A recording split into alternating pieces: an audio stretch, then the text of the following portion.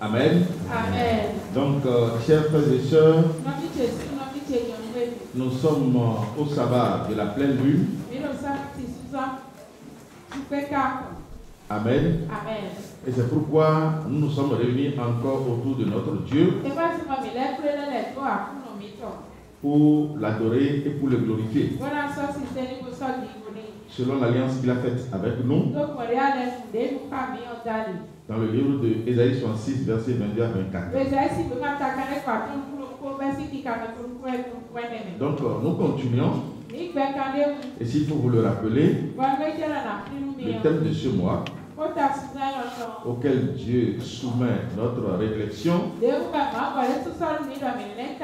est intitulé La porte et le chemin vers l'arbre de vie. Et nous venons de lire les versets de soutien. Alléluia. Amen. Et je crois que depuis le début de ce mois, nous avions déjà identifié la porte en question, identifié aussi le chemin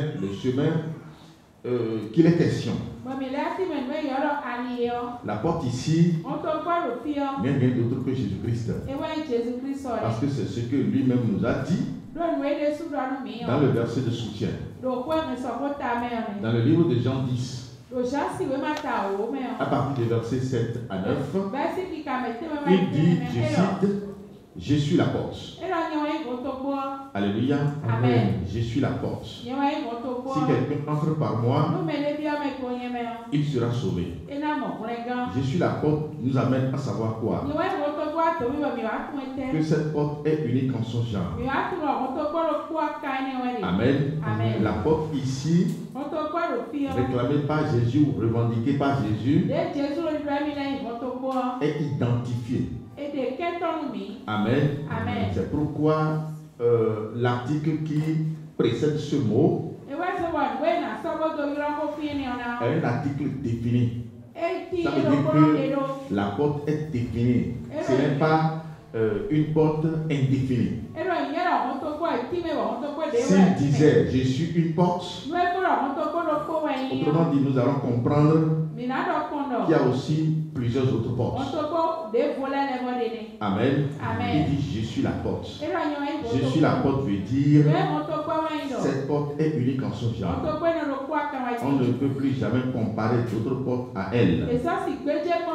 Je suis la porte. Il dit si quelqu'un entre par moi, il sera sauvé. Alléluia. Amen. C'est pourquoi le message de ce soir est pour tous les humains sur la terre. Quelle que soit la dimension spirituelle, quel que soit le rang social, quelle que soit la confession religieuse, je vous demande aujourd'hui de bien nous écouter. Et toi aussi qui es devant moi et qui m'écoutes. Vous devez savoir que le salut vient d'une seule personne. Amen. Amen. Quel que soit tout ce que nous avons sur la terre, le salut vient d'une seule personne. Le salut vient de Dieu. Et Dieu, il est Jésus-Christ. C'est pourquoi il dit, si quelqu'un entre par moi, il sera sauvé. Donc c'est lui seul qui donne le salut. En dehors de Jésus-Christ, vous ne pouvez plus jamais avoir le salut. Manger le bois sacré vous amène en enfer. Rester dans l'animisme vous amène en enfer. Donner de libation aux ancêtres vous amène en enfer. Alléluia. Amen. En dehors de Jésus-Christ, vous ne pouvez plus jamais avoir le salut. C'est lui seul qui donne le salut. C'est lui seul qui réussit à sauver l'homme. Parce qu'il est Dieu et fils de Dieu. Alléluia. Amen. Si quelqu'un entre par moi, il sera sauvé. Il entrera et il sortira et il trouvera des pâturages. Alléluia. Amen. Ça veut dire que c'est lui seul qui rend libre. entrer en lui, ressortir encore par lui, prend le symbole de la liberté totale. Alléluia. Amen. Parce que ces deux mouvements, lorsque vous êtes liés, lorsque vous n'êtes pas libre de vos mouvements, vous ne pouvez jamais aller ni revenir. Donc s'il dit, si quelqu'un entre par moi, il sera sauvé. Il entrera et il sortira. Donc ce mouvement d'aller-retour symbolise la liberté. Alléluia. C'est pourquoi dans le livre de Jean 8, à partir du verset 32, la parole nous dit quoi? Jean 8, verset 32. Vous connaîtrez la vérité et la vérité vous affranchira. Vous connaîtrez la vérité et la vérité vous affranchira. Vas-y. Verset 36. Oui. Si donc le Fils vous affranchit, vous serez réellement libre. Si donc le Fils vous affranchit, vous serez réellement libre. Alléluia. Amen. Donc l'homme ne peut que connaître la liberté, la délivrance en Jésus-Christ seul. En dehors de lui, vous êtes toujours liés. En dehors de Jésus-Christ, si vous êtes dans l'animisme, vous devez savoir que vous êtes liés. Aussi longtemps que vous serez en train de donner de libation à vos parents défunts, vous devez savoir que vous êtes toujours liés. C'est Jésus seul qui rend libre. Amen. Et celui qui rend libre, c'est celui à qui il a déjà donné le salut. Et lorsque vous avez le salut et la liberté, il vous donne tout ce dont vous aurez besoin. C'est pourquoi il dit, celui-là trouvera deux pâturages. Alléluia. Amen. Ça veut dire que c'est Jésus seul qui bénit. Aucun autre Dieu ne peut plus bénir. Tous les autres dieux sont des menteurs. Tous les autres dieux ne peuvent jamais bénir, mais ils maudissent. C'est pourquoi dans ce même verset, il nous a dit, tous ceux qui sont venus avant moi sont des voleurs et des brigands. Et les brebis ne les ont point écoutés. Alléluia. Amen. Donc tu dois savoir que tu es au bon endroit. L'endroit où tu auras le salut. L'endroit où tu seras libéré. Parce que je vous le dis toujours, ce n'est pas un prophète qui libère l'homme. Ce n'est pas un pasteur qui libère l'homme. Ce n'est pas un apôtre qui libère l'homme. Alléluia. Amen. C'est Dieu qui libère. Et il est Jésus-Christ. Amen. Alléluia. Amen. Donc, après nous avoir libérés, il nous permet l'abondance. C'est pourquoi souvent je vous dis, lorsque vous êtes en Dieu, lorsque vous êtes en Jésus-Christ, en réalité, vous n'êtes pas maudit. Vous devez avoir de bénédictions. Celui qui est en Dieu, il doit avoir de bénédictions.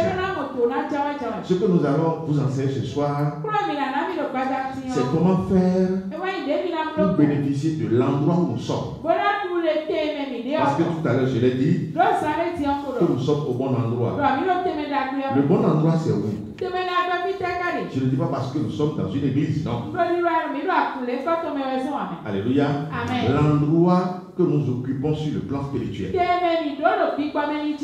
Alléluia. Amen. C'est cet endroit que j'appelle le bon endroit.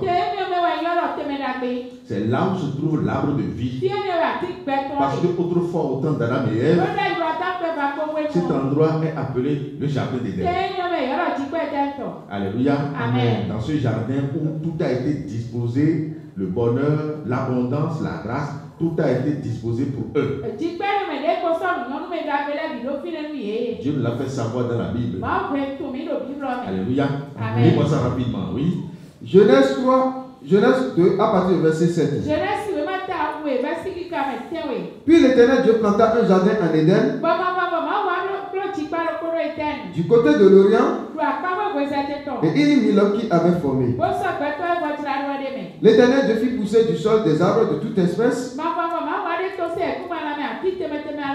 agréables à voir et bons à manger. Agréables à voir et bons à manger. L'Éternel Dieu fit pousser du sol, du jardin, beaucoup d'arbres, agréables à voir et bons à manger. Alléluia. Amen. Ça veut dire que le jardin d'Éden est un fruit d'origine de bénédiction. C'est ce que nous appelons le bon endroit. Continue. Agréable à voir et bons à manger, oui. Agréable à voir et bons à manger. Et l'arbre de la vie au milieu du jardin. Et l'arbre de la vie au milieu du jardin. Ça veut dire que dans ce jardin, premièrement, nous avons la vie. Secondo, nous avons les éléments qui soutiennent la vie, qui représentent les arbres créés par Dieu, qui sont agréables à voir et bons à manger. Autrement dit, Dieu a amené Adam et Ève dans un milieu où ils ne vont jamais manquer de la vie. Ils auront la vie et la vie éternelle.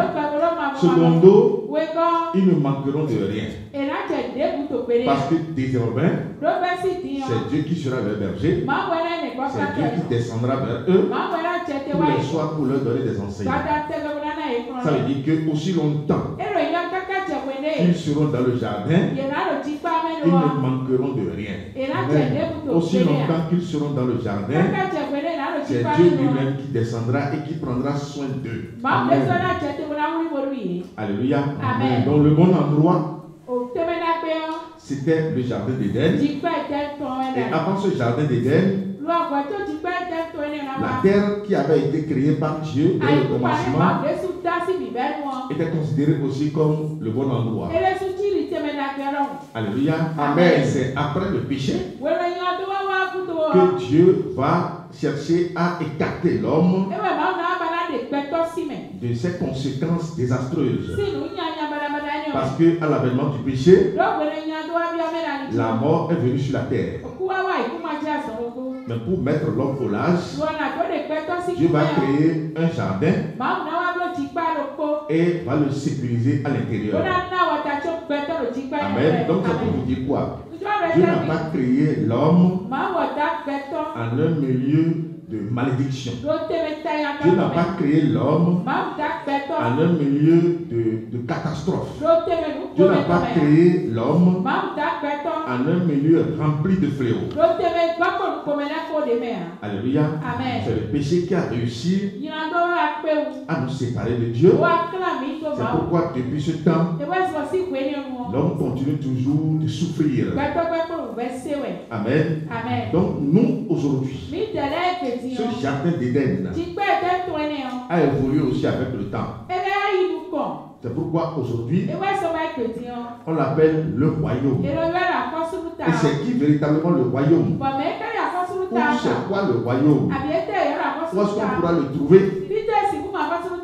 Alléluia. Amen. Jésus va nous le montrer. Voici. Luc 17 à partir du verset 20. Oui. Les pharisiens demandèrent à Jésus, quand viendra le royaume de Dieu? Quand viendrait le royaume de Dieu? Pourquoi aujourd'hui nous ne parlons plus du jardin d'Éden? Parce qu'à un moment donné, les premiers occupants de ce lieu avaient profané la parole d'alliance que Dieu avait conclue avec eux. Il s'agit d'Adam et Ève, bien sûr. Ils avaient profané la parole d'alliance que Dieu avait conclue avec eux. Alléluia. Amen. Que Dieu va leur dire, vous ne mangerez pas de cet arbre de la connaissance du bien et du mal, car le jour où vous en mangerez, vous mourrez. Alléluia. Amen. Qu'est-ce que nous avions compris plus tard? Malgré que l'alliance a été établie, malgré que la sentence a été prononcée, nous avions compris que plus tard, ils ont transgressé transgressé tout ce que Dieu a dit. Ils ont mangé du fruit défendu qui n'est rien d'autre que l'idolâtrie. Ils ont donné gloire et adoration à Satan. C'est pourquoi Dieu est descendu en ce temps et Dieu les a chassés du jardin. Dieu les a envoyés pour qu'ils cultivent la terre d'où ils ont été pris. Alléluia. Ça veut dire que Dieu les a renvoyés du bon endroit pour qu'ils aillent encore au mauvais endroit où ils étaient. Et ce lieu a été fermé. Amen. Amen. Mais la grâce qui est venue nous chercher, qui est Jésus-Christ, a rouvert encore ce lieu, mais qui désormais est baptisé le royaume de Dieu. C'est pourquoi Jésus en son temps, et par le message qu'il donnait, les pharisiens étaient troublés. Parce que s'ils disaient au moins le jardin d'Éden, le jardin d'Éden, le jardin d'Éden, les gens allaient comprendre facilement. Mais il a commencé par annoncer quelque chose qui a rapport avec Dieu. C'est pourquoi les pharisiens sont venus et lui ont posé la question. Montre-nous le royaume de Dieu. Alléluia. Amen. Parce qu'avant lui, Jean-Baptiste avait annoncé aussi le même message. Répentez-vous, car le royaume des cieux est proche. Répentez-vous, car le royaume des cieux est proche.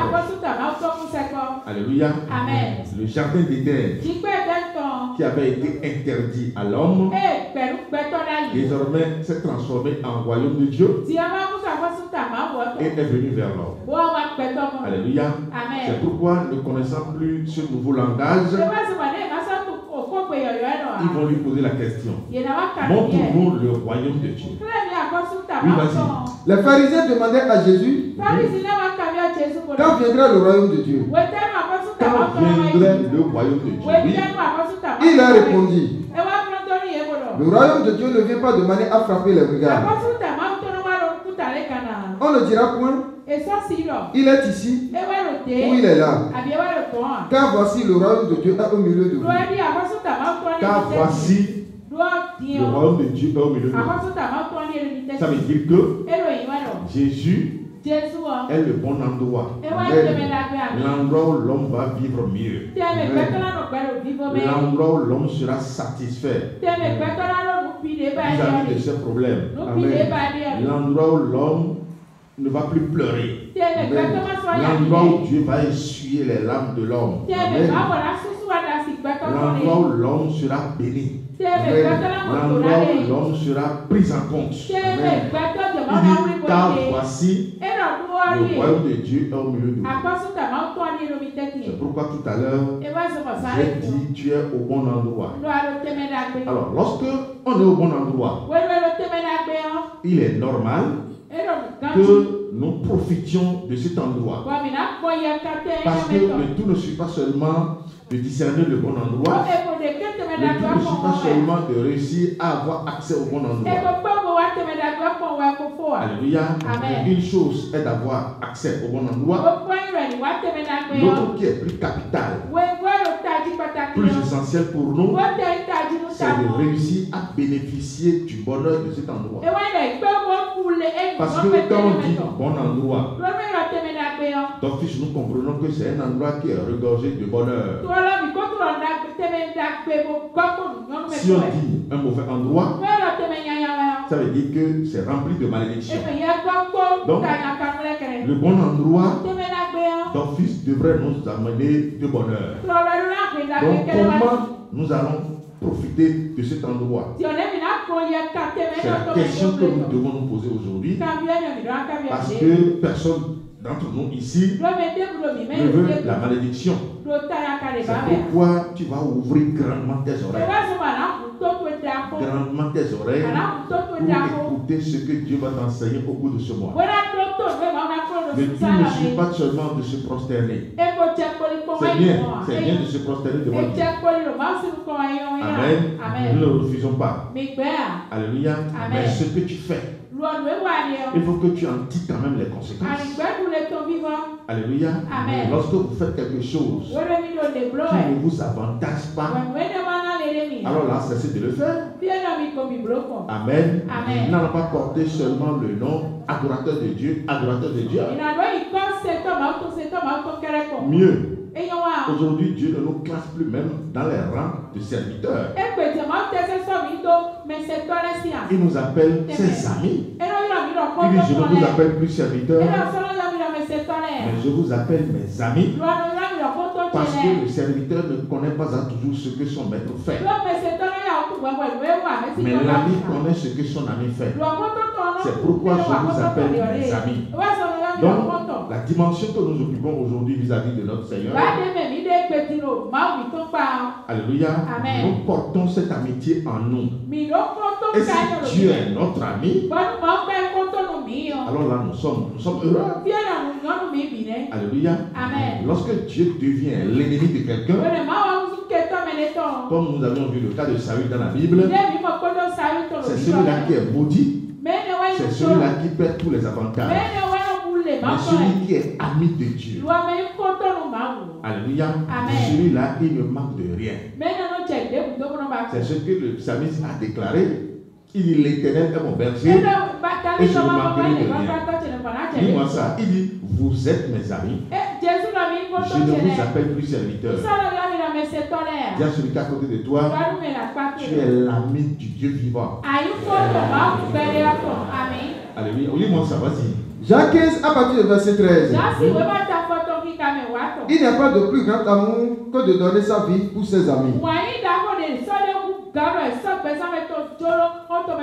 Vous êtes mes amis si vous faites ce que je vous commande. Je ne vous appelle plus serviteur parce que le serviteur ne sait pas ce que fait son maître. Mais je vous ai appelé ami parce que je vous ai fait connaître tout ce que j'ai appris de mon Père. Amen. Je vous appelle ami, ou je vous ai appelé ami, parce que je vous ai fait connaître tout ce que j'ai appris de mon Père. Ça veut dire que dans le royaume, il y a une connaissance profonde que nous devons avoir. Amen. Avant d'y vivre mieux.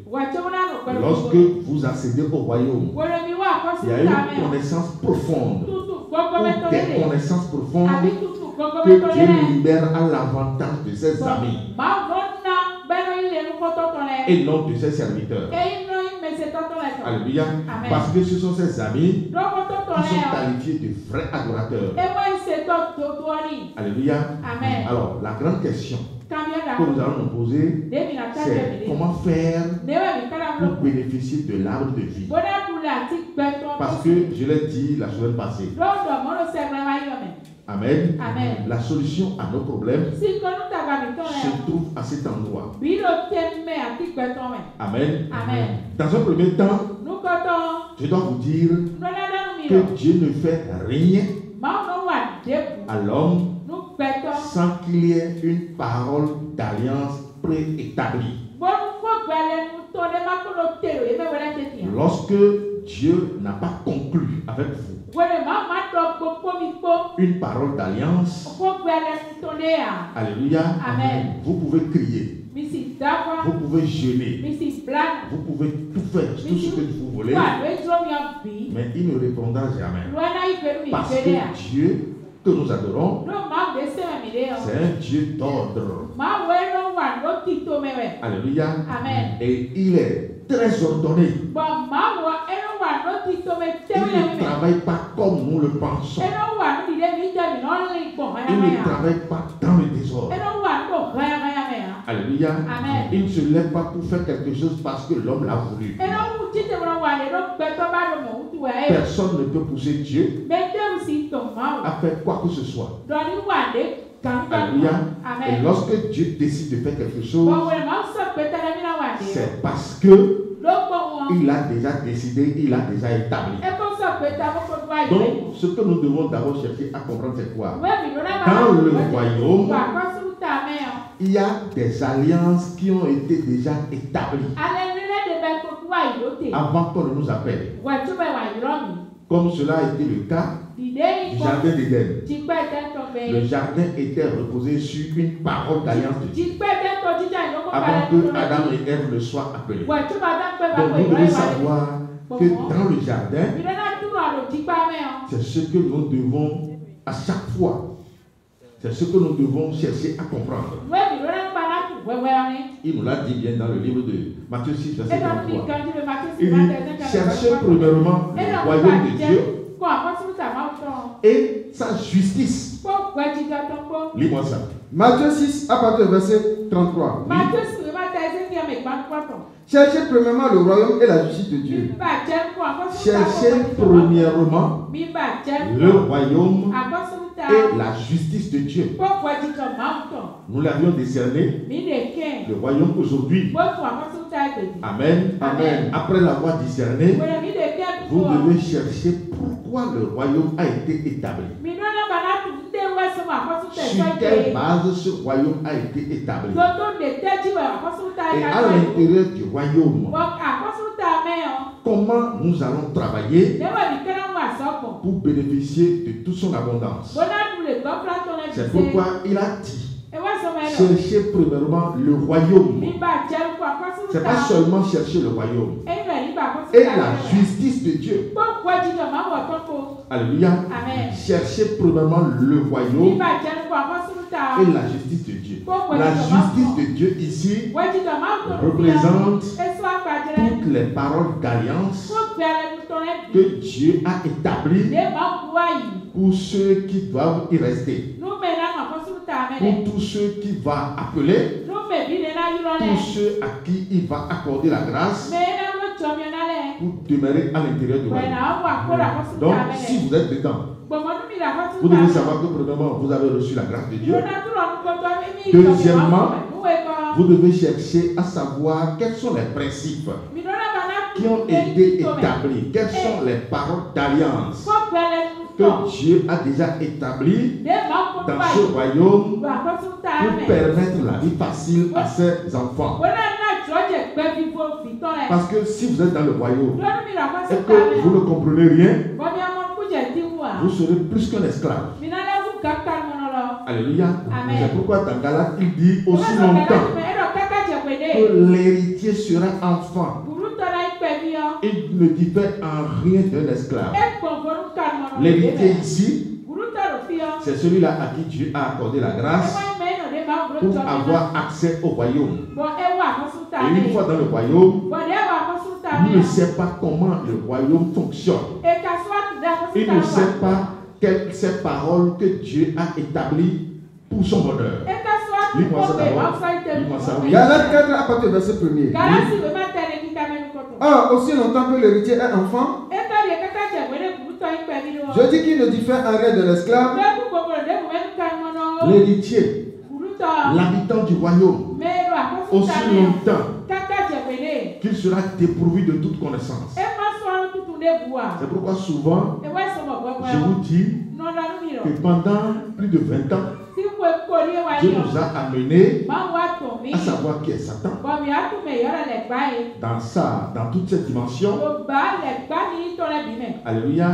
Mais c'est maintenant qu'il veut nous amener à savoir qui est véritablement Dieu. Vous ne pouvez pas connaître Dieu en dehors de ses paroles d'alliance. Vous ne pouvez pas connaître Dieu en dehors de ce qu'il vous dit. Amen. Parce que c'est dans ce qu'il vous dit que vous allez le connaître. Alléluia. Donc nous avions compris que Satan est comme ça, Satan est comme ça, Satan est comme ça. Et aujourd'hui, après avoir compris tout ce que Dieu nous a enseigné par rapport à Satan, il est assujetti à nous. Aujourd'hui, Satan est assujetti à nous.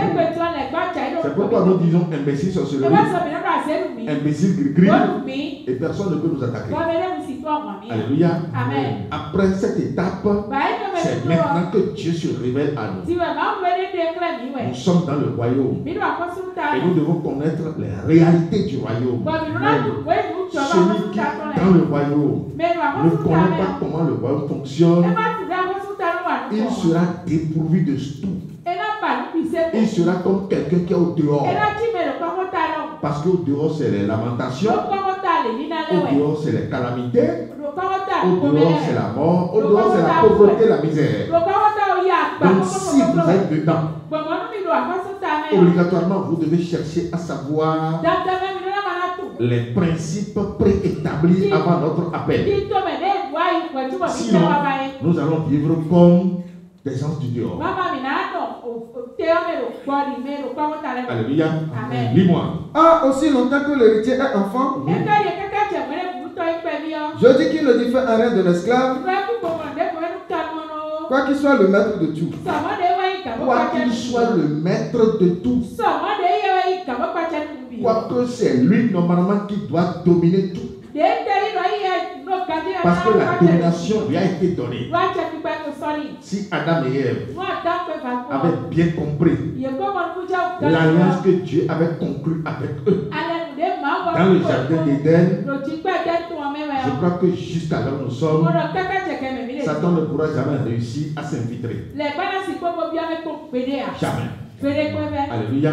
C'est parce qu'ils n'ont pas compris ce pourquoi le jardin est venu. Ils n'ont pas compris ce que Dieu a conclu avec eux comme parole d'alliance. Et voilà, ils ont décidé de vivre comme ils ont voulu. C'est pourquoi toi qui m'écoutes, à l'intérieur du royaume, ce n'est pas toi-même qui va te gouverner. Ce n'est pas toi-même qui va te donner ton modèle de vie. Ce n'est pas toi-même qui va te choisir ce que toi tu veux. Mais dans le royaume, c'est Dieu qui impose ce que lui veut à ses enfants. Et ce que Dieu nous impose ne fera jamais du mal à qui que ce soit, mais au contraire, sera toujours un sujet de gloire et de bonheur pour nous. Aussi longtemps que l'héritier sera enfant, je dis qu'il ne diffère en rien d'un esclave, quoi qu'il soit le maître de tout. Cette parole dans la Bible ne va jamais te ressembler. Amen. Parce que Dieu va t'ouvrir les yeux au cours de ces enseignements pour que tu ne sois plus enfant, mais pour que tu sois une grande personne, une haute personnalité par rapport à ta naissance spirituelle que Dieu t'a donnée. Parce que de par ta naissance spirituelle, qui est une haute naissance, amen, cela doit te traduire pour que tu deviennes aussi une haute personnalité. Amen. Donc nous revenons sur Matthieu 6. Verset 30, vas-y. Cherchez premièrement le royaume et la justice de Dieu. Cherchez premièrement le royaume et la justice de Dieu. Oui. Et toutes ces choses vous seront données par-dessus. Et toutes ces choses vous seront données par-dessus.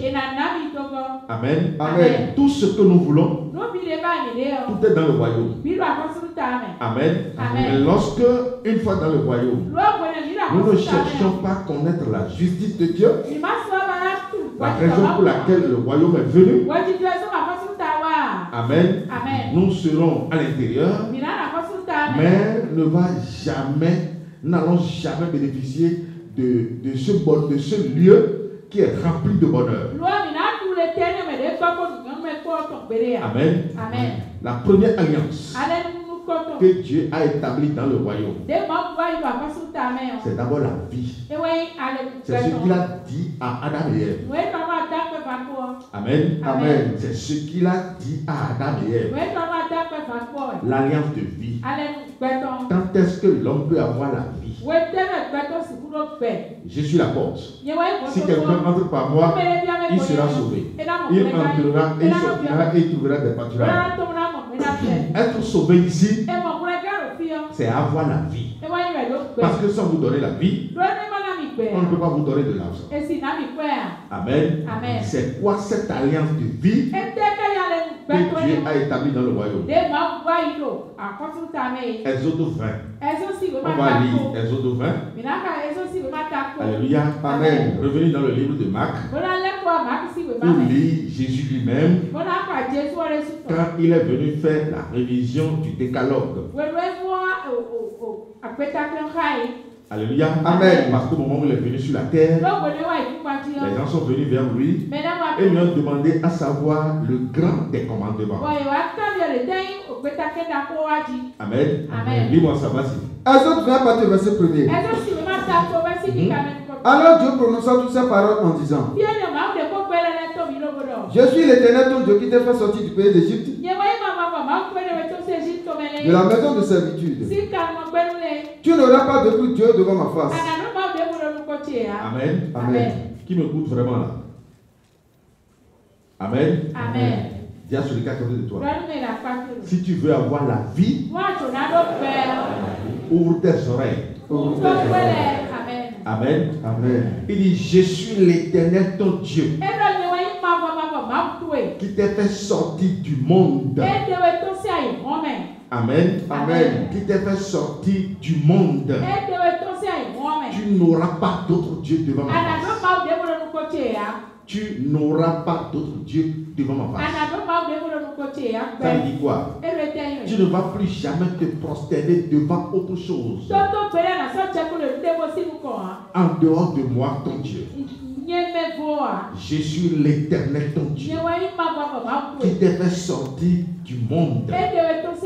Parce que sorti d'Égypte, venu sortir du monde, tu n'auras plus d'autre Dieu devant ma face. Alors, si quelqu'un qui décide d'avoir la mort, quelqu'un au milieu de nous qui ne veut pas avoir la vie, donc fils, il va faire quoi? Il va aller à l'encontre de cette parole. Rapidement, il va avoir la mort. Mais s'il veut avoir la vie, aussi longtemps que cette parole sera écrite dans son cœur, il va toujours avoir la vie. Je suis l'Éternel ton Dieu qui t'a fait sortir du pays d'Égypte. Lis-moi ça. Exode 20, partir verset 1er. Je suis l'Éternel ton Dieu qui t'a fait sortir du pays d'Égypte, de la maison de servitude. Tu n'auras pas d'autre Dieu devant ma face. Si Adam et Ève avaient compris ce Dieu qui les avait sortis de la poussière, ils n'allaient jamais chercher à entendre Satan. Ils n'allaient jamais chercher à communiquer avec le serpent. Alléluia. Amen. Parce que la même parole s'impose à eux. Je suis l'Éternel ton Dieu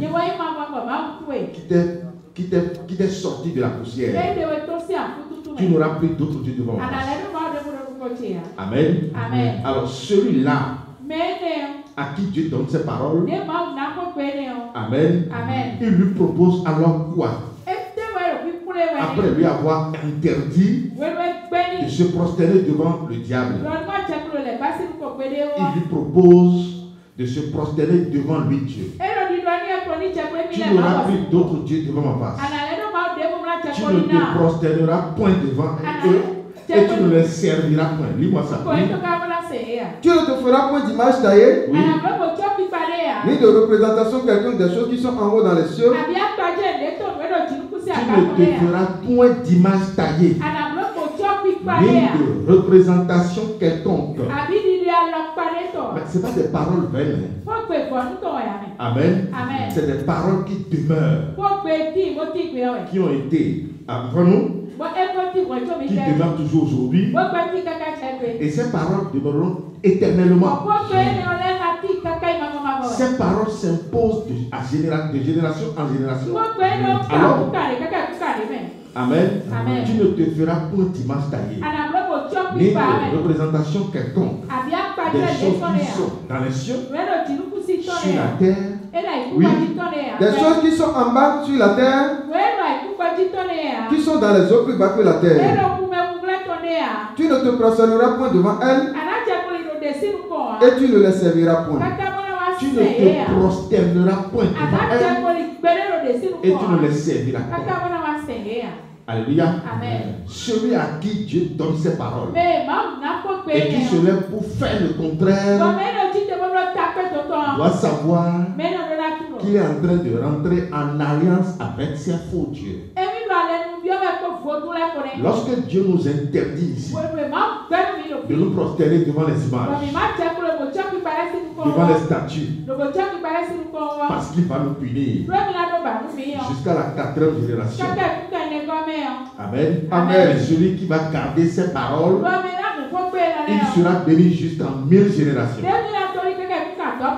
Continue, oui. Car moi, l'Éternel ton Dieu, je suis un Dieu jaloux qui punit l'iniquité des pères sur les enfants jusqu'à la 3e et à la 4e génération de ceux qui me haïssent,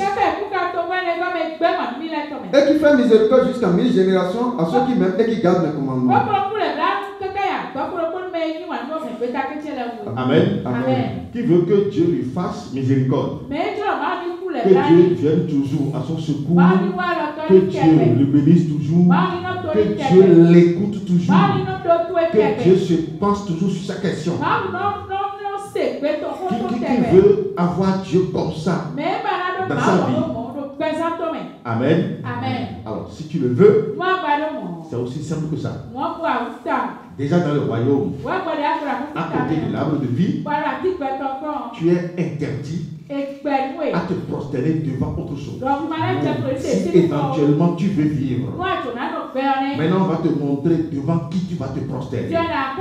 Ça c'est l'alliance de vie que Dieu établit pour ses enfants. Il nous interdit de rentrer dans l'alliance de mort. Il nous interdit de ne plus jamais nous prosterner devant nos parents défunts,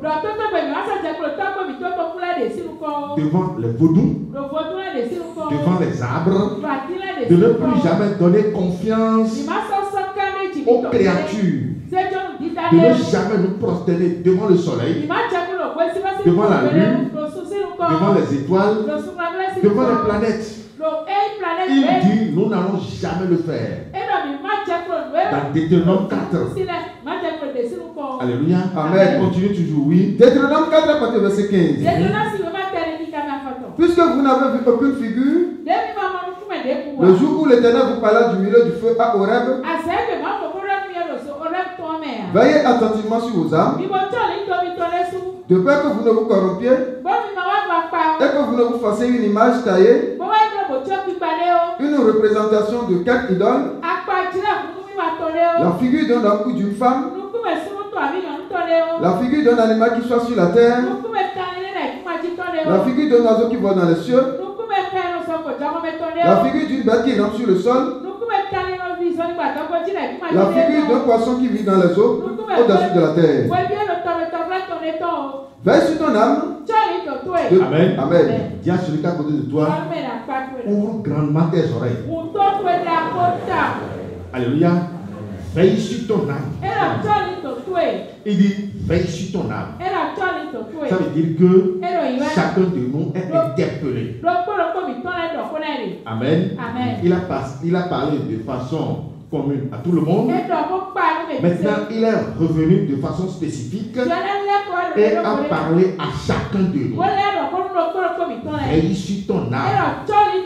C'est différent de veiller sur vos âmes. Amen. Veille sur ton âme. Veille sur ton âme. Oui. De peur que le vent t'aise vers le ciel. Oui. Voyant le soleil, oui, la lune et les étoiles, et toute l'armée des cieux, tu ne sois entraîné à te prosterner en leur présence et à leur rendre un culte. Veille sur ton âme. Et voyant le soleil, la lune, les étoiles et toute l'armée des cieux, tu ne sois jamais appelé à te prosterner en leur présence, mais à leur rendre un culte. Dieu dit non. Amen. Maintenant, tu vas te prosterner devant qui?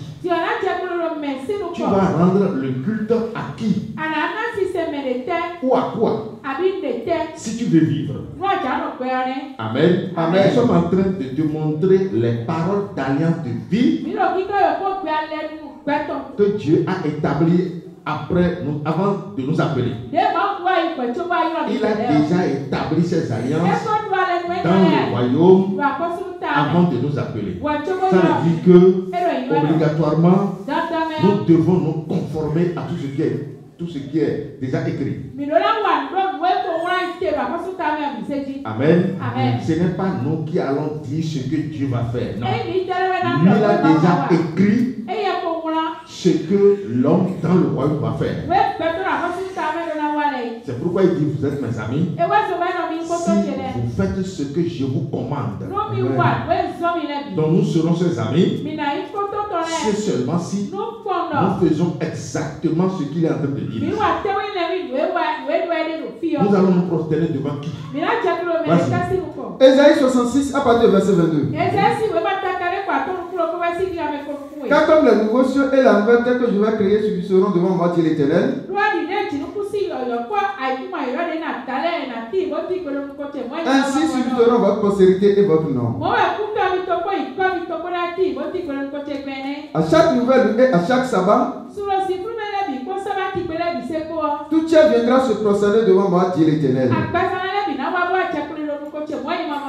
À chaque nouvelle lune et à chaque sabbat, toute chair viendra se prosterner devant moi. Dit l'Éternel Dieu des armées. Il nous a dépendu de nous prosterner devant les images, devant les statuettes, devant les choses dans les cieux, sur la terre, sur la terre, sur la terre, sur les mers, sur les mers. Mais il nous dit de venir nous prosterner devant lui. Quand? À chaque nouvelle lune et à chaque sabbat, toute chair viendra se prosterner devant moi, dit l'Éternel des armées. Ça veut dire que celui qui veut avoir la vie, amen, doit faire beaucoup attention à son adoration. Il doit faire attention à celui-là ou à cette chose qui reçoit son adoration. Il doit faire attention, amen, à celui à qui il donne adoration. Si son adoration va ailleurs, s'il se prosterne devant un Dieu qui n'est pas son Dieu créateur, qui n'est pas l'Éternel Dieu des armées, en la personne de Jésus-Christ, attention, il est en train de détruire sa vie. Lui-même est en train de détruire sa vie. Il est en train d'attirer la sorcellerie vers lui. Il est en train d'attirer la colère de Dieu sur lui. Parce que la colère de Dieu détruit. Amen. Amen. Quelqu'un qui veut avoir la vie. C'est pourquoi tout à l'heure je vous ai dit, Dieu ne fait rien sans qu'il y ait une parole d'alliance préétablie. Amen. Amen. Lorsque vous êtes dans ce principe que nous sommes en train d'enseigner, lorsque vous refusez de vous prosterner devant les statuettes, devant les images, devant la croix, devant tout ce que nous sommes en train de déplorer, et que vous réussissez seulement à vous prosterner devant Jésus-Christ les jours de sabbat, les jours de la nouvelle lune, même sans prier, Dieu vous accorde la vie. Vous pouvez ne pas prier pendant 1000 ans.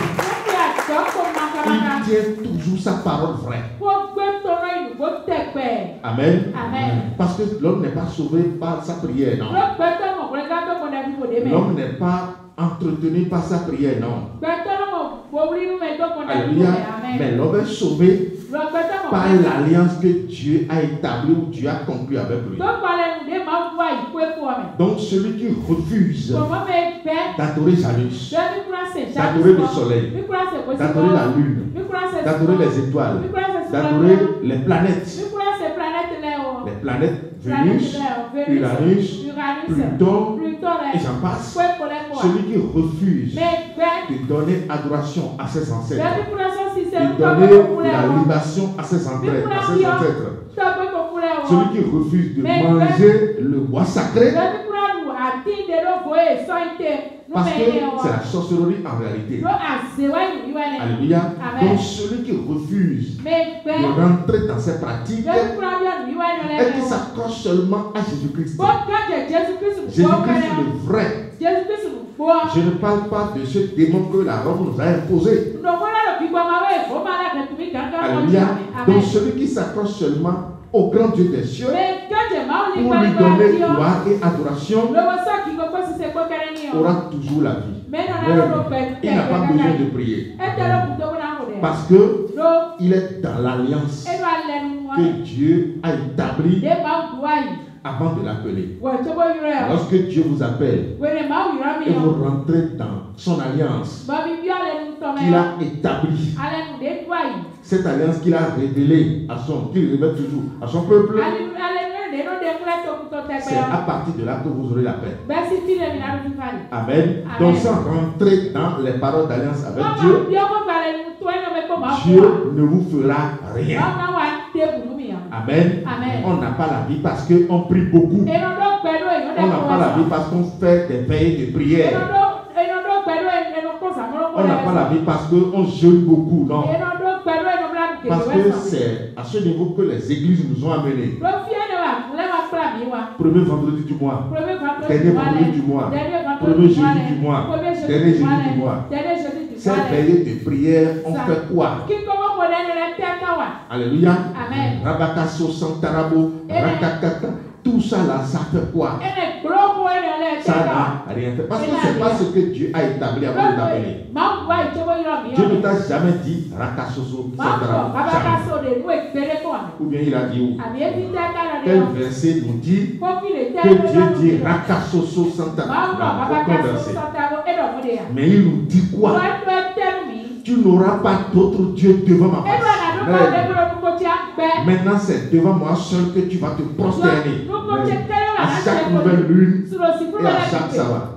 Donc, aussi longtemps que ce principe sera bien établi en toi, aussi longtemps que ce principe sera bien appliqué en toi, bien observé en toi, non, tu n'as pas besoin de prier. Le Bokolo peut prononcer des paroles incantatoires. Amen. Le Bokolo peut prononcer des paroles incantatoires. Le Vaudouno peut se lever et dire je vais te tuer, je vais te maudire. Mais il va me maudire comment? Alors que moi je suis dans l'alliance avec Dieu.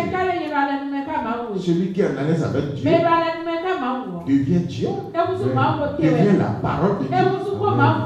On ne tue pas la parole de Dieu. Alléluia. Dis à celui qui est à côté de toi, on ne tue pas la parole de Dieu. Alléluia. Donc déjà que tu es dans cette alliance, le Vaudouno peut parler, il peut maudire, il peut bavarder, j'allais dire. Mais tout ce qu'il va raconter va encore se retourner contre lui. Parce que la malédiction sans cause est sans effet. Avant que quelqu'un ne vous atteigne par ces paroles de malédiction, il faut qu'au préalable, le fondement de la malédiction soit d'abord en vous. Et le fondement de la malédiction, c'est quoi? C'est le diable. Lorsque le diable est en vous, alléluia, lorsque vous transgressez les paroles d'alliance que Dieu a établies avec vous, et le diable est en vous, non seulement vous êtes maudits, les paroles de malédiction vont vous rechercher. Donc si le Vaudouno se lève et il vous maudit, effectivement vous serez maudit. Amen. Mais celui qui est en alliance avec Dieu, mais c'est le bonheur qui est en lui. On ne maudit pas le bonheur. Alléluia. Donc le Bokoro se lève pour raconter des bobards. Ou le Vaudouno se lève pour raconter des histoires. Ce serait sans effet. Amen. Et mieux, tout ce qu'il va dire se retournera contre lui. Sans que tu ne places la moindre requête. Tu n'as pas besoin de dire au nom de Jésus, je te renvoie. Non, ce n'est pas toi qui renvoie. C'est la parole d'alliance appliquée en toi qui renvoie. Parce que ce n'est pas toi qui fais le jeu. Ce n'est pas toi qui joues le rôle. Amen. Le rôle est déjà joué en toi. Tu es dans un maillon sécurisé. Qui me suit vraiment là? Amen. C'est comme ça l'homme est protégé. C'est comme ça l'homme est sécurisé. C'est ce qu'on appelle la sécurité. La vie sécurisée. Alléluia. Ce n'est pas le bokono qui va te protéger. Parce que ce que nous constatons aujourd'hui, on se lève tous les week-ends romains pour aller chercher des forces protectrices chez les vaudounos, chez les bokonos. Non, ça c'est des courses inutiles. Ça c'est de n'importe quoi. Satan ne protège pas. Satan ne peut jamais protéger l'être humain. Parce que ce n'est pas Satan qui est à l'origine de la création de l'homme. Non. Satan ne sait pas. Non, bref, Satan n'a pas créé l'homme. Alléluia. C'est le créateur de l'homme qui protège l'homme. Alléluia. Donc ne nous donnons plus de courses inutiles. Ce n'est pas en mangeant le bois sacré que tu es protégé. Au contraire, si tu manges le bois sacré, mais tu es détruit. Celui qui mange le bois sacré est un maudit. Amen. Quel est ce bois qui est sacré? C'est une malédiction. Alléluia. C'est une malédiction. Donc c'est pour vous dire que celui qui veut vivre, qui veut avoir la vie, quelqu'un qui veut avoir la vie sécurisée, c'est de cette manière qu'il va vivre. Il doit abandonner l'adoration du Dieu soleil. Parce que la vie et la mort se retrouvent dans vos genoux. Dans vos genoux. Tu te prosternes devant qui? Tu te prosternes devant quoi? Parce que lorsque vous prosternez devant quelque chose, vous donnez le pouvoir de vie et de mort à la chose. Vous vous soumettez à la chose. Alléluia. Amen. Donc si c'est un faux Dieu, il vous détruit. Alléluia. Amen. Donc lorsque vous refusez l'adoration du Dieu soleil et que vous vous prosternez seulement devant Dieu, comme ce que nous sommes en train de le faire, vous êtes bon. Et celui qui est bon, le bonheur vient vers lui. Parce que tout à l'heure j'ai dit, tu es au bon endroit. Celui qui est au bon endroit, il va faire tout possible pour être bon. Pour être en communion avec tout ce qui avait été établi dans ce bon endroit. Amen. Amen. Mais celui qui est mauvais, c'est lui qu'on appelle pécheur. Et les mauvaises choses viennent aussi vers lui. Amen. Amen. Donc déjà que tu es au bon endroit, tu dois pratiquer le bon. Et pratiquer le bon, c'est de rejeter l'adoration du Dieu soleil et de te prosterner devant Dieu. C'est à partir de là que tu es vrai adorateur et bon adorateur. Alléluia. Ça veut dire que aussi longtemps que tu seras comme ça, la vie ne va jamais te quitter. On peut t'envoûter. On peut faire des gris contre toi. On peut blasphémer. On peut prononcer n'importe quelle parole. On peut même te monter des pièges. On peut te tendre des embuscades. Même si on prend un fusil pour te tirer dessus, cela ne t'atteindra jamais. Amen. Parce que la vie est au-dessus de la mort. Amen. Alléluia. La vie qui est en toi est une puissance qui est au-dessus de la mort. Donc celui qui est comme ça, il devient les prunelles des yeux de Dieu. Dieu le voit partout. Et Dieu le protège partout. Dieu détache une lumière sur lui et il le contrôle dans tout, partout basse. Il est protégé à 100%. Il est protégé même plus qu'un président de la République. Dieu déploie tout un contingent d'anges envers lui pour sa sécurité. Parce qu'il devient une haute personnalité. Une personnalité redoutable. Une personnalité de haut rang. Amen. Il n'est plus des individus ordinaires comme tout le monde, mais c'est quelqu'un qui est respecté, respectable sur le plan spirituel. C'est pourquoi, lorsque vous venez à cette dimension, amen, ceux qui ne sont pas dans les mêmes gammes avec vous, qui arrivaient à vous contrôler avant,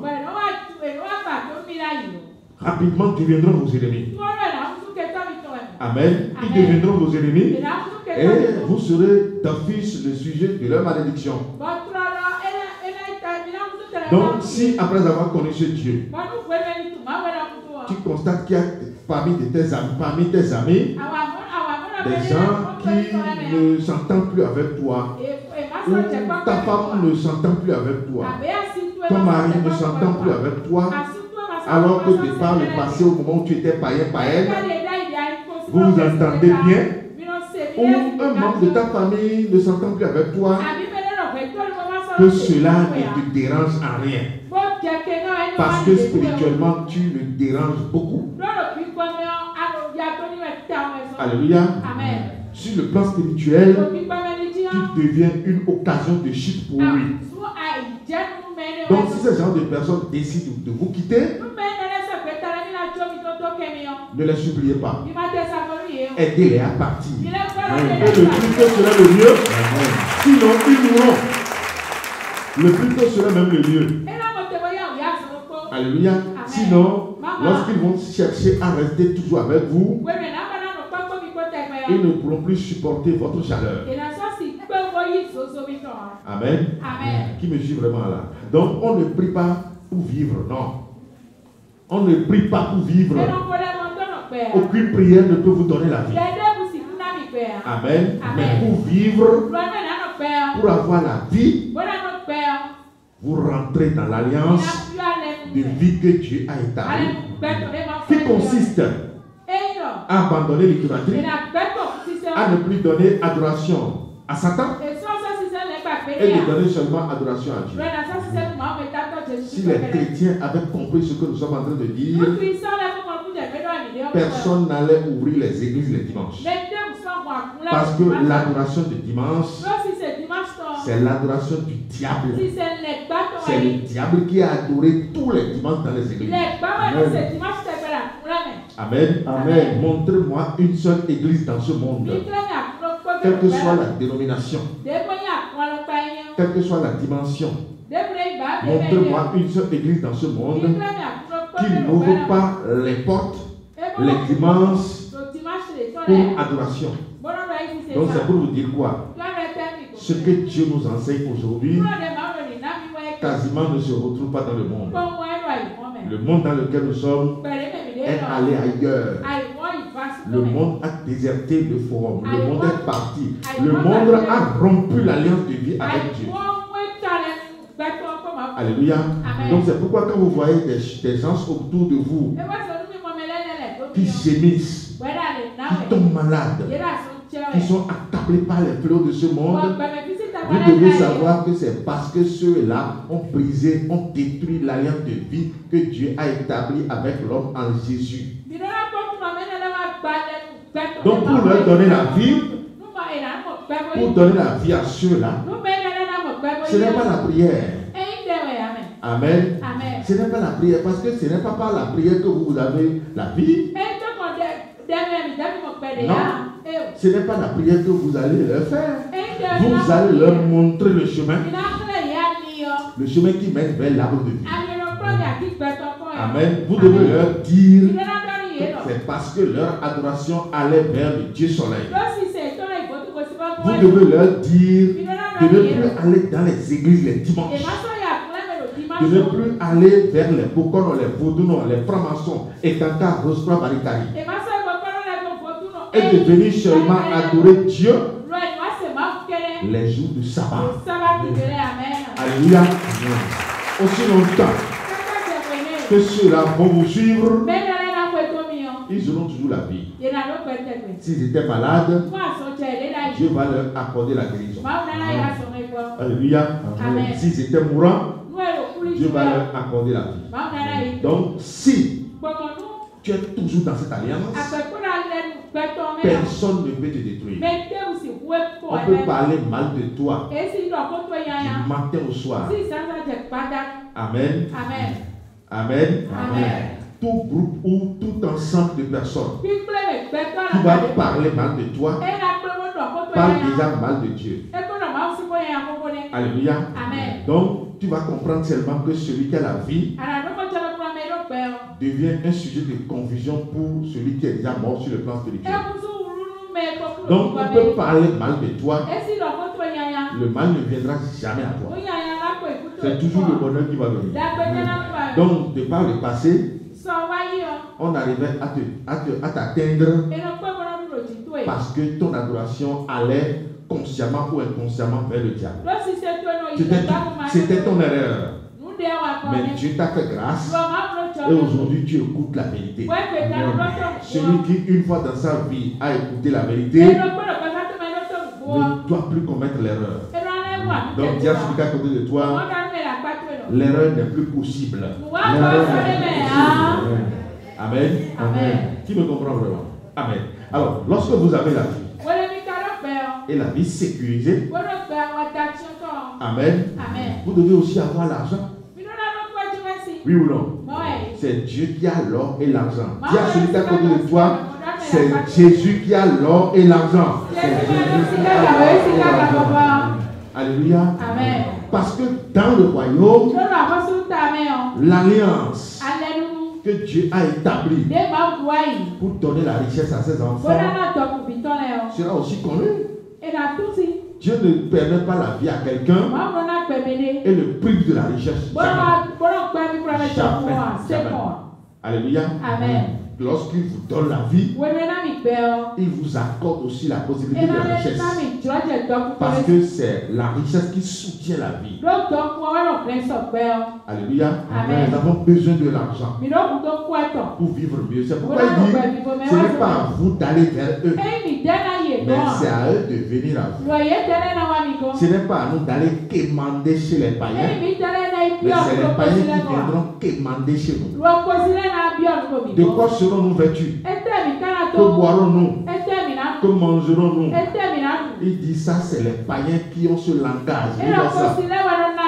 Avant que vous n'ouvrez la bouche, je sais de quoi vous avez besoin. Alors, s'il sait de quoi nous avons besoin, il ne nous a jamais dit qu'il est incapable de nous donner satisfaction. Il dit dans le royaume, lorsque vous allez comprendre ma justice, toutes ces choses vous seront données par-dessus. Ça veut dire que si je suis dans le royaume, amen, et que je comprends l'alliance de la richesse, je n'ai pas besoin aussi de prier. La richesse viendra me saisir, comme la vie aussi est venue me saisir sans que je ne prie. Qui me suit vraiment là? Alléluia. Amen. Lis-moi ça d'abord. Oui. Matthieu 6, à partir du verset 31. Oui. Ne vous inquiétez donc point. Et ne dites pas, que mangerons-nous? Que boirons-nous? De quoi serons-nous vêtus? Car toutes ces choses, ce sont les païens qui les recherchent. Ce sont les païens qui les recherchent. Ce sont les païens qui pleurent de cette manière. L'enfant de Dieu dans le royaume ne doit pas avoir ces paroles de pleurs.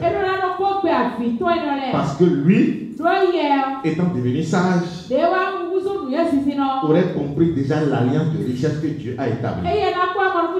mon frère, ma soeur, ne vous faites plus du mal. Celui qui dans le royaume n'arrive pas à bénéficier de la richesse de Dieu, il se fait du mal. Dans le royaume, on ne fait pas ce qu'on veut, mais on fait ce que Dieu dit. Et c'est comme ça que vous allez connaître Dieu. Maintenant, pour être riche, qui veut être riche ici?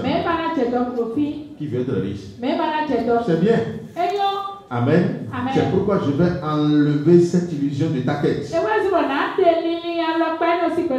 Amen. C'est cette illusion. C'est-à-dire, je vais enlever cette ignorance de ta tête. Amen. Parce que les pasteurs nous ont enseigné que normalement, ici, sur la terre, nous devons être pauvres.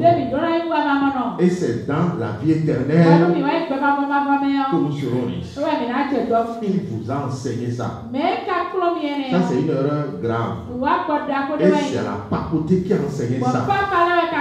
Au travers les béatitudes. Dans le livre de Matthieu 5, où dans un verset on a dit heureux les pauvres en esprit, car le royaume des cieux est à eux. Les pauvres en esprit, c'est totalement différent des pauvres financièrement.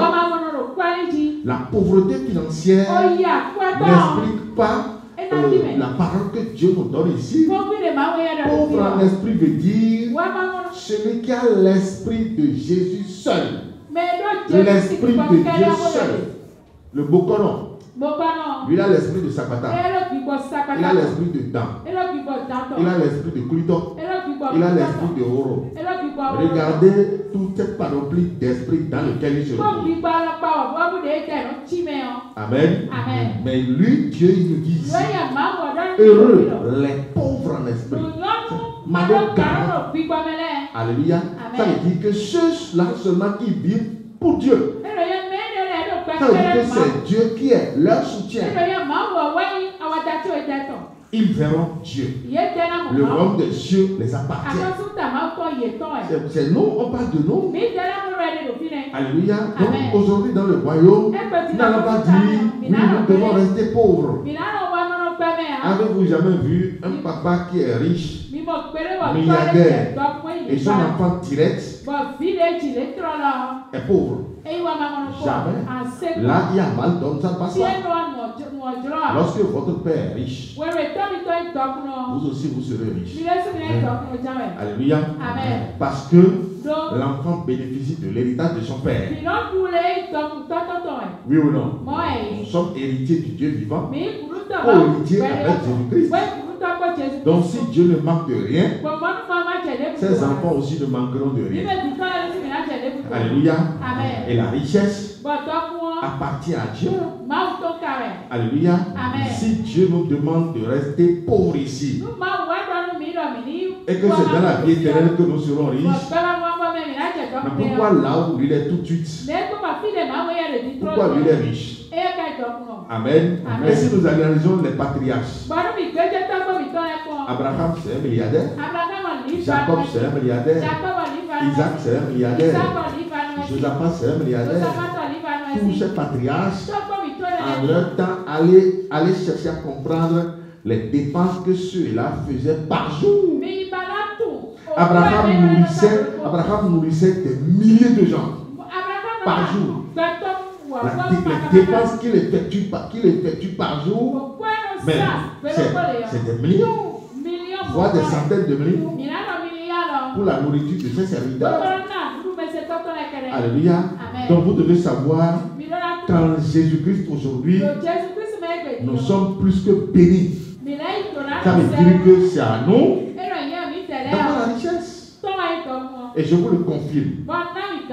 Tous ceux-là qui ont de l'argent dans des comptes en banque, qui sont déclarés milliardaires aujourd'hui, millionnaires, ceux-là ne vont jamais vous parler de leur vie spirituelle. Parce que ce n'est pas la prière qui donne l'argent.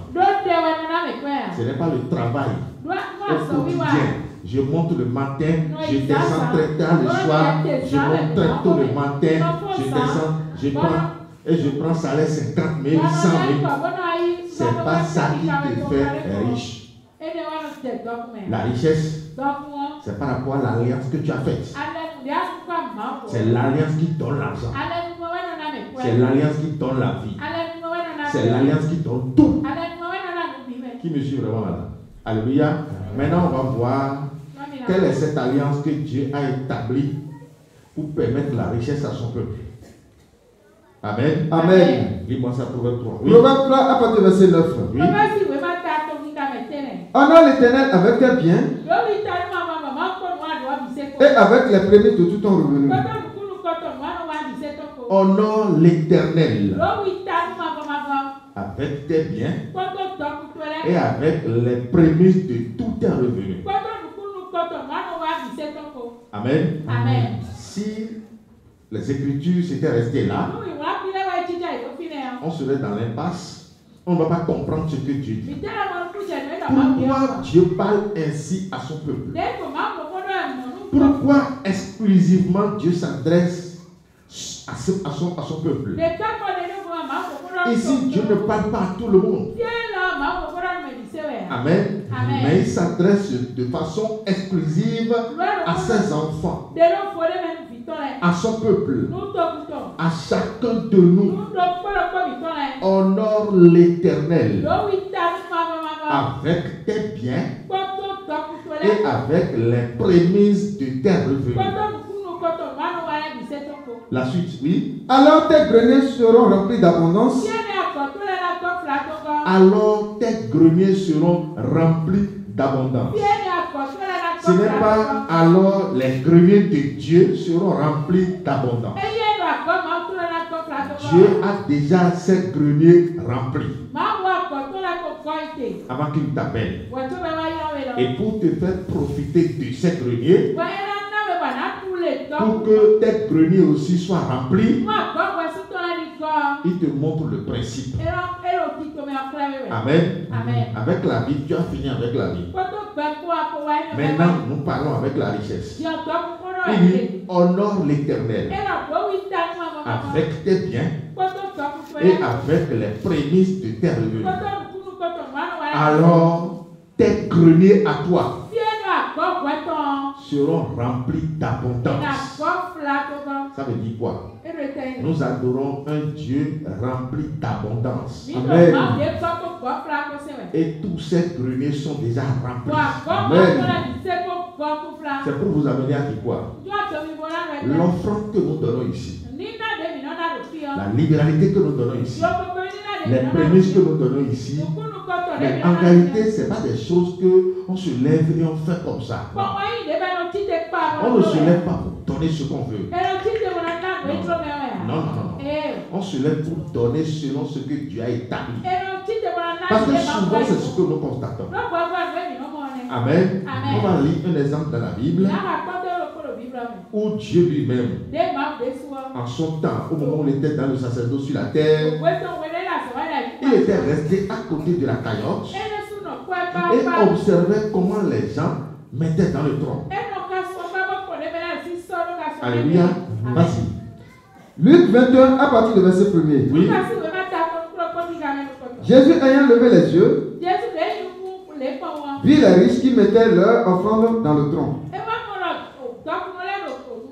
Il était à côté du tronc et c'était autant des offrandes.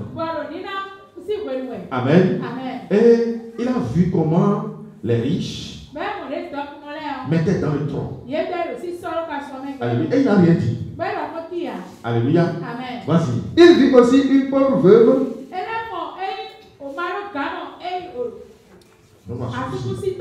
qui y mettait deux petites pièces. Et il dit, je vous le dis en vérité, cette pauvre veuve a mis plus que tous les autres. Ça veut dire quoi? Il l'a mis au-dessus de tout le monde. Parce qu'il l'a tenu par la main. Il dit, cette pauvre veuve a donné plus que tout le monde.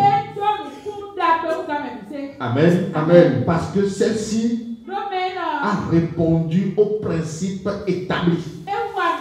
Le principe de la richesse, l'alliance de la richesse dans le royaume.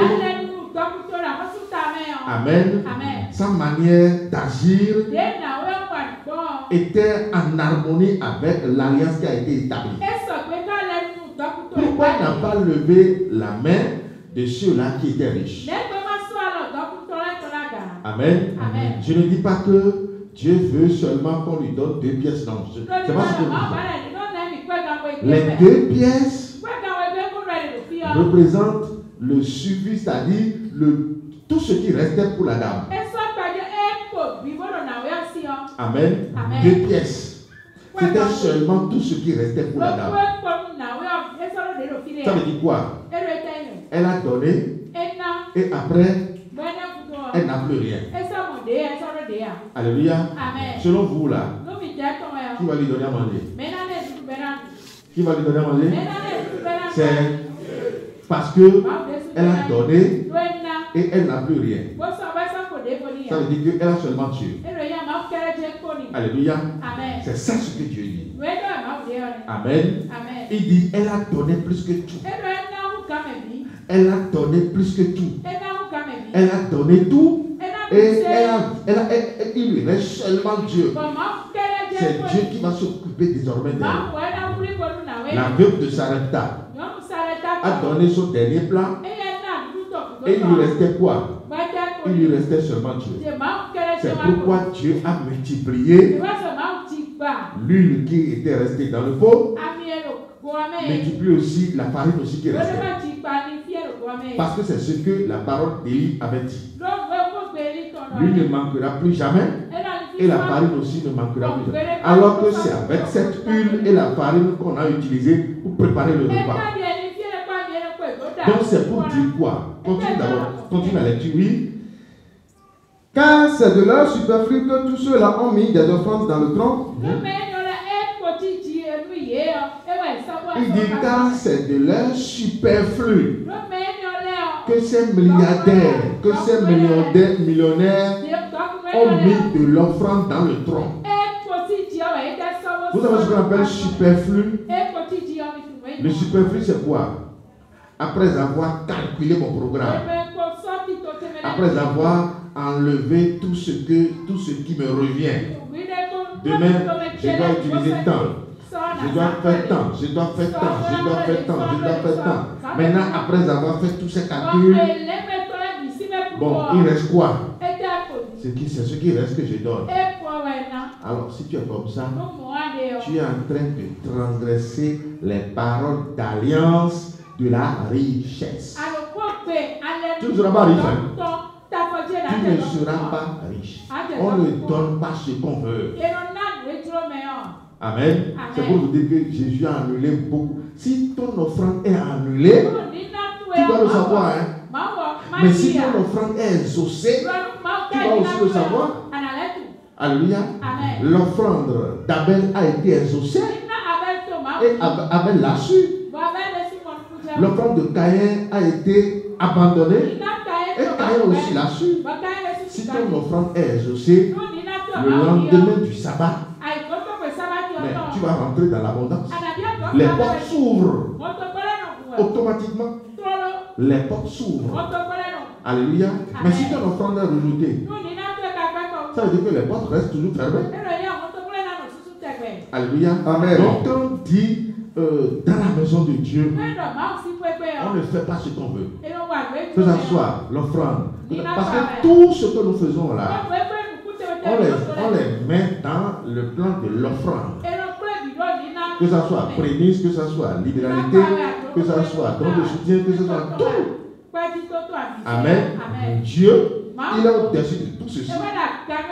Mais nous le faisons parce que lui-même avait déjà établi.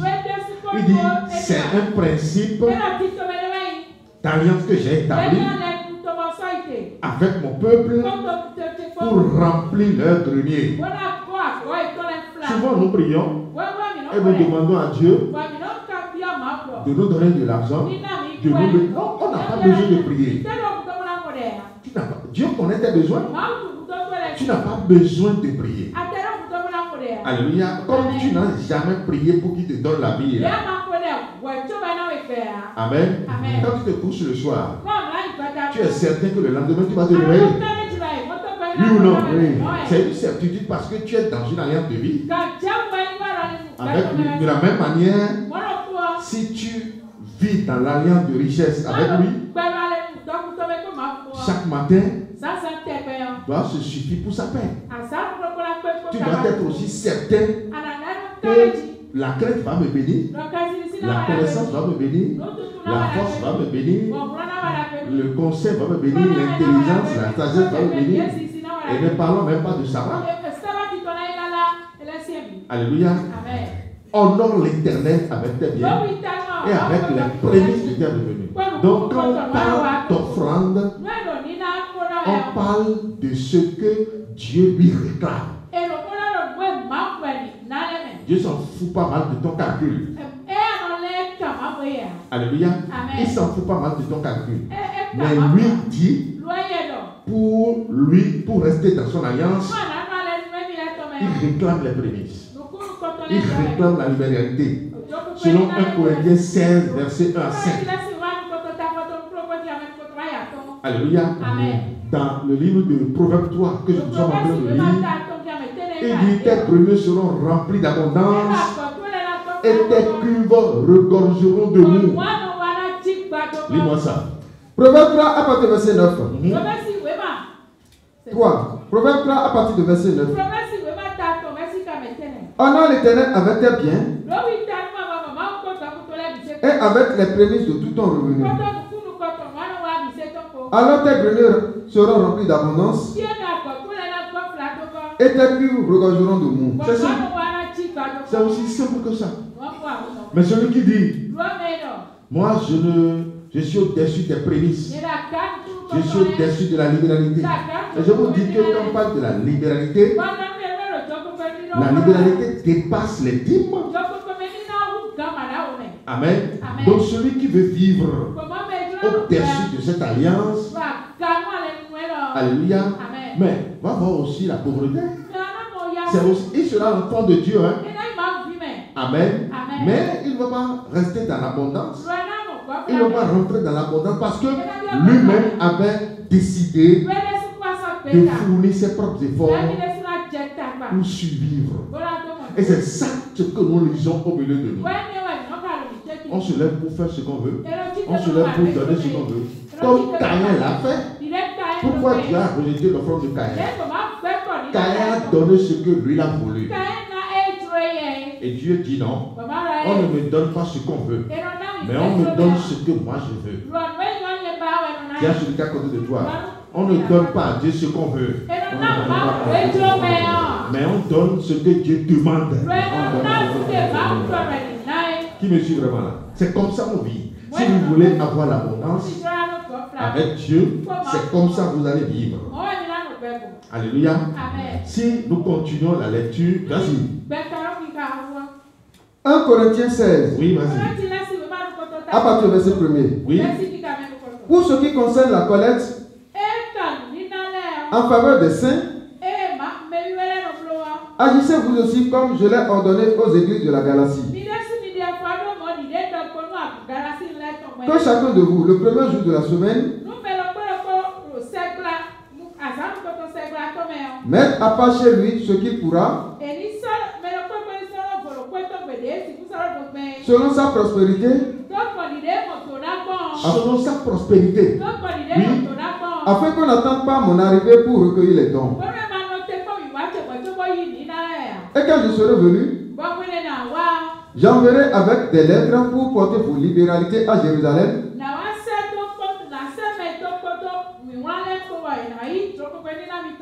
Les personnes que vous aurez approuvées. Amen. Oui, vas-y. Si la chose mérite que j'y aille moi-même, elles feront le voyage avec moi. Amen. Donc c'est pour vous dire quoi? C'est pour vous dire que nous sommes en un temps de grâce où Dieu nous rend libres. Alléluia.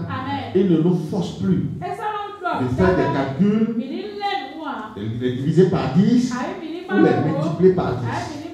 Mais selon la prospérité de chacun, nous devons savoir comment offrir à Dieu. Amen. Parce que l'offrande que Dieu lui-même s'est donnée pour nous sauver aujourd'hui dépasse ce que la loi réclamait. Donc pour vivre mieux en Dieu, selon le plan de la richesse, nous devons savoir ce qu'il nous réclame. Nous devons savoir ce qu'il nous demande de semer en lui.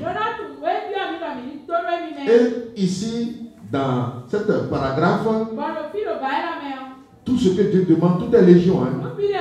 Il y a beaucoup d'autres paragraphes que nous allons revenir encore incessamment pour vous amener à comprendre. Donc, de façon grosso modo, il nous a donné la vie. Donc, à l'heure où tu es là, tu n'as plus besoin de prier avant que Dieu ne te sécurise. Amen. Tu n'as plus besoin. C'est pourquoi quand les gens m'appellent pour dire, prophète, j'ai fait un rêve, et voilà, il y a tant. On s'en fout pas mal des rêves. Amen. À l'heure d'aujourd'hui, là, c'est la parole de Dieu. Qu'est-ce que Dieu m'a dit dans son alliance? Il m'a dit, venez à moi. Vous tous qui êtes chargés, fatigués, je vous donnerai de... Est-ce que je suis venu, oui ou non? Je suis venu. Et quand je suis venu, il m'a interdit l'adoration du Dieu soleil. Et m'a demandé de lui donner gloire et adoration.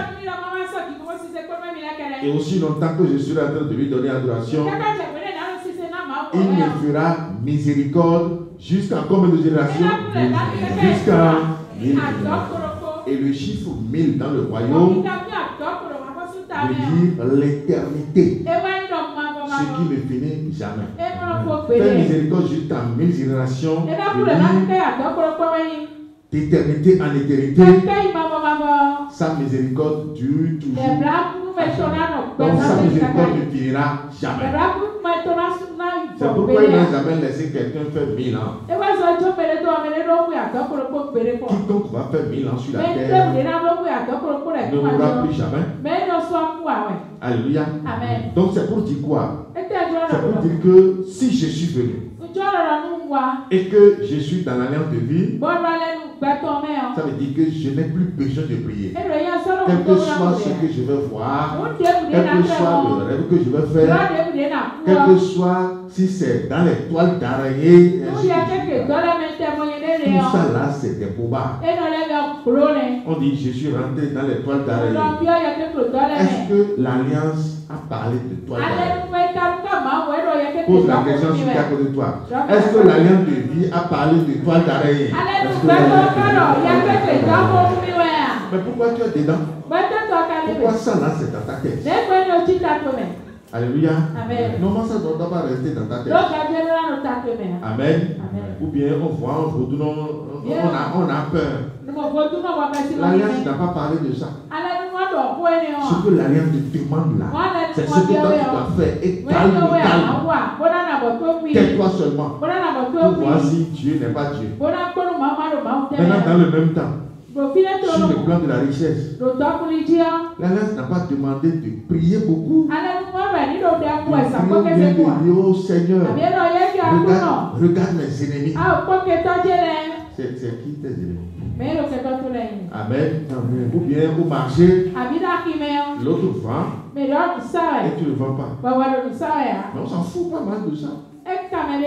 Si l'autre vend et tu ne le vends pas, viens à la maison. La maison c'est où? C'est le royaume. Viens voir ce que tu fais de mal là. Et viens corriger. C'est mieux pour toi que de te lever pour dire je vais faire action prophétique. Je vais faire action prophétique. Seigneur, zéro. Action prophétique dans ce cas-là c'est zéro. Parce que tu es en train de profaner les paroles d'Alliance. Qui me suit là? La fois passée, j'ai posé une question. Quelqu'un qui n'a rien, totalement pauvre, Et Dieu allait l'appeler dans le monde. Amen. Amen. Est-ce que Dieu peut faire de celui-là un héros demain? On l'a appelé et il est zéro. Il n'a rien. Il n'a rien. Est-ce que de zéro, Dieu peut faire de lui un héros? Un Richard, oui. Un milliardaire. Oui. Ah bon? Mais pourquoi toi tu es comme ça? Alléluia. Amen. Si tu connais la capacité de Dieu à transformer une vie comme ça, de zéro jusqu'à l'amener à l'étape de haut, là, ça veut dire que tu comprends bien les choses. Et pourquoi tu ne peux pas te permettre l'occasion? Alléluia. Ça veut dire que c'est toi-même qui représente le sujet de ta destruction. Une fois encore, je vous dis, l'enfant de Dieu n'a pas besoin de prier forcément. Si et seulement si les principes d'alliance sont vécus dans sa vie, c'est tout. Amen. Lorsque vous êtes dans le principe et que les choses semblent détourner ou bien les choses semblent se renverser, on fait quoi? On discute avec lui. Seigneur, rappelle-toi de ce que nous nous sommes dit. On s'est dit quoi? Tant. Il ne va même pas attendre à ce que tu finisses. Il redresse rapidement la porte. Rapidement la porte. Parce qu'il ne détruit pas sa parole. Il ne profane pas sa parole. Alléluia. Lorsque toi-même, parce qu'à des moments donnés, il nous permet de rentrer en alliance avec lui, d'établir des alliances avec lui. Mais avant d'établir des alliances avec Dieu, vous devez d'abord rester dans ce qu'il vous a établi. C'est ça là, c'est ça ce que vous allez vivre d'abord. Donc c'est pour dire quoi?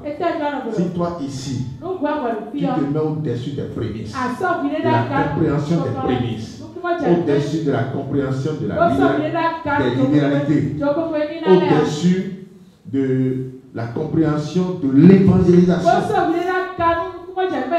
qui nous amène sur les chaînes de radio pour prêcher à toute la création. Parce que ça va marquer aussi des alliances dans le royaume. Venez à moi, pour tout ce qui est chargé, fatigué, je vous donnerai du repos. Prenez mon joug, car mon joug est léger, et vous trouverez du repos pour vous. Mon joug est doux. Donc vous devez savoir aussi que ça représente une partie des alliances dans le royaume. Celui qui vient dans le royaume et qui ne veut même pas comprendre tout ça là, mais va vivre malheureux. Il va vivre malheureux. Donc vous devez savoir qu'en nous là, quand on dit Jésus, nous avons beaucoup de paramètres. Et lorsque ces paramètres seront accomplis, vous n'avez pas besoin de prier. Amen. Vous vous taisez seulement et Dieu vous fait tout. Qui me suit vraiment là? Vous vous taisez simplement et Dieu vous fait tout. Donc si là où tu es, si tu souffres, tu dois savoir que tu veux toujours vivre selon ta mentalité. Et quand c'est comme ça, vaut mieux de rester pareil. Vaut mieux de rester pareil. Et voilà que tu n'as pas le choix. C'est Dieu qui a allé te chercher. Ça veut dire que si tu ne veux pas t'abandonner à lui, pour comprendre qu'en t'appelant là, tu dois aussi prendre son joug. En t'appelant, tu dois rejeter l'adoration de Dieu sur elle et te prosterner devant lui seul. En t'appelant, tu dois l'honorer avec tes prémices et avec tes revenus.